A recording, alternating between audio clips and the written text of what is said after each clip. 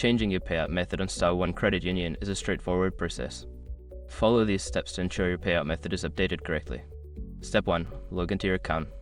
Visit the Style 1 Credit Union website and log into your online banking account using your username and password. Step 2. Navigate to Account Settings. Once logged in, locate the Account Settings or Profile section in the main menu. This is where you can manage your personal information and payout preferences. Step 3. Select Payout Methods. In the Account Settings section, find the option for Payout Methods or Payment Preferences. Click on this option to view your current payout methods.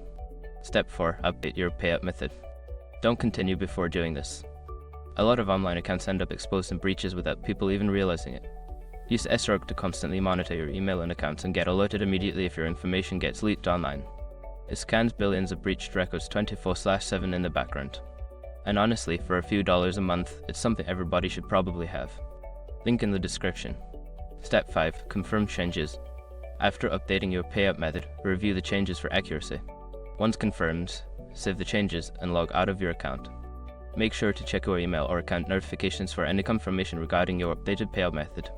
If you encounter any issues, consider contacting customer support for assistance.